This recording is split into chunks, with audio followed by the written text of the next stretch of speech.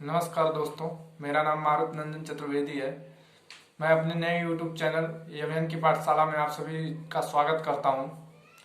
इस कोरोना जैसी महामारी के टाइम में आज पूरा इंडिया ही नहीं बल्कि पूरा वर्ल्ड जो है लॉकडाउन की स्थिति से गुजर रहा है। तो इसमें इस समय खाली माइंड में निगेटिविटी वगैरह आती है, तो इसलिए सोचा गया कि इस टाइम का कुछ यूज किया जाए। तो हमने एक चीज सोचा, एक टॉपिक लिया जिसपे आज मैं आप सभी के सामने आया हूं कि हम आखिर आज जो भी यूथ है, हम हो या आप हो, कोई भी हो, सभी लोग यही चाहते हैं कि हम सक्सेस हों, हम रिच पर्सन बने। बट चाहने के बावजूद ऐसा होता क्यों नहीं? आज पूरे वर्ल्ड के 95 नहीं बल्कि 100% लोग यही चाहते हैं, लेकिन होते कितने लोग हैं? मुश्किल से 5% लोग। वजह क्या है? वजह सबसे बड़ी बात जो होती है, सबसे पहला चीज कि उनके लाइफ में कभी टारगेट ही नहीं सेट होता। तो सबसे पहले तो हमें टारगेट सेट करना होता है, क्योंकि बिना टारगेट के हम कुछ अचीव नहीं कर सकते, अचीवमेंट नहीं पा सकते। तो सबसे पहले टारगेट सेट करें। दूसरी चीज, सबसे बड़ा जो रीजन है हमारे सक्सेस न होने का, हमारी सोच। अब हमारी सोच क्या है कि हम सोचते हैं कि आज जो हमारी फाइनेंशियल कंडीशन है उसी को देखते हुए उसी के अंदर हम जीना चाहते हैं। अपने हैसियत से अधिक बड़ी चीजों के बारे में हम सोच ही नहीं सकते। और सबसे बड़ी चीज होती है कि बिना सोचे हम कभी कुछ पा नहीं सकते। अगर इंडिया में ताजमहल बना तो ताजमहल भी 2 बार बना। पहले सबसे पहली क्रिएटिव जो क्रिएट हुआ था वो माइंड में उसका क्रिएशन हुआ। तब वो जब माइंड में क्रिएशन हुआ तब वो अपने असली रूप में आया। तो पहले बड़ा सोचेंगे तो बड़ा करेंगे ना। अगर हम बड़ा सोच ही नहीं सकते तो हम बड़ा करेंगे कैसे?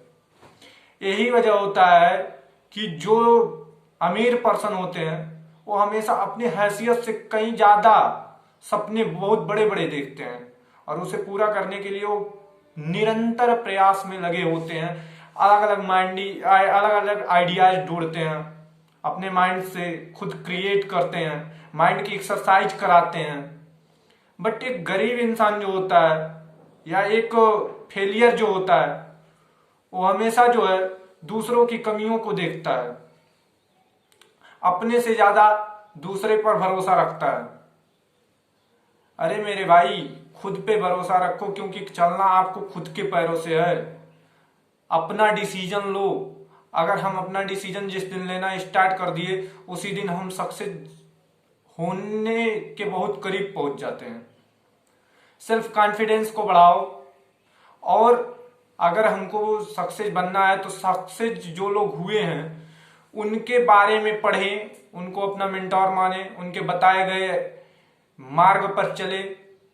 क्योंकि बिना मेंटोर के हम कभी आगे नहीं बढ़ सकते। हर एक फील्ड में हमको एक गुरु की आवश्यकता होती है। तो उनके लिखी हुई किताबें हैं, उनके बारे में पढ़ने से, उनको गुरु मानने से हम आगे बढ़ सकते हैं। दूसरी चीज होती है हमारा एनवायरमेंट।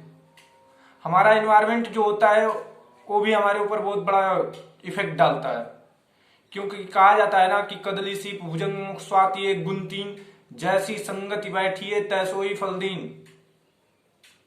मतलब संगति का इफेक्ट इतना ज्यादा होता है कि अगर आप 10 शराबियों के साथ 1 साल रहते हैं तो 11वें शराबी आप कहे जाएंगे, ये तो निश्चित होता है। उसी तरीके से क्या 10 करोड़पतियों के साथ अगर आप 1 साल टाइम स्पेंड करते हैं तो शायद 11वें करोड़पति भी आप ही होंगे। तो मेरे भाई, पहले आप अपना एनवायरमेंट बदलिए, अपनी सोच बदलिए। और सबसे बड़ी बात क्या होती है कि सेल्फ कॉन्फिडेंस को बढ़ाइए। सेल्फ कॉन्फिडेंस वही होता है ना, जो रिचेस्ट पर्सन हुए हैं उनके बारे में एक चीज कॉमन मिलता है कि उनके अंदर सेल्फ कॉन्फिडेंस की कमी कभी हुई ही नहीं। मुझे रतन टाटा जी की एक बात याद आती है। उन्होंने कहा है कि मैं सही फैसले लेने पर भरोसा नहीं करता बल्कि फैसले को लेकर उसे सही बनाता हूं।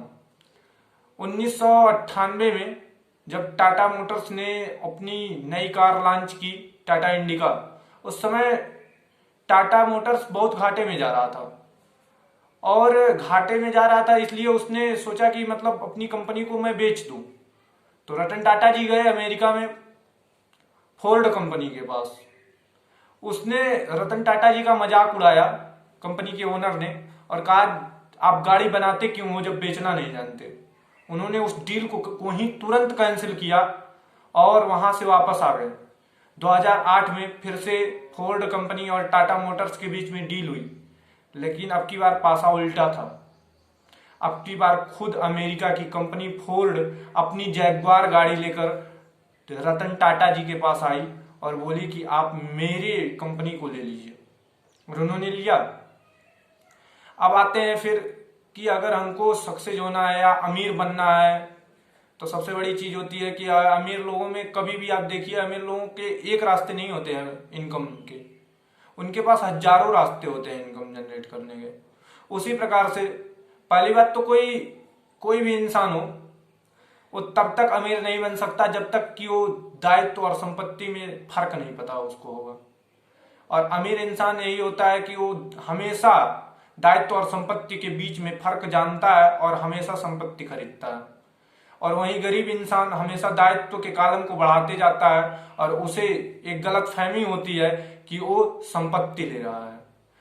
अब कुछ लोग संपत्ति, घर को भी अपना संपत्ति मानते हैं, लेकिन ऐसा कुछ नहीं है। घर उनका एक दायित्व है, क्योंकि अगर वो घर बनाएंगे नहीं तो उनकी फैमिली रहेगी कहाँ, बाहर तो छोड़ेंगे नहीं।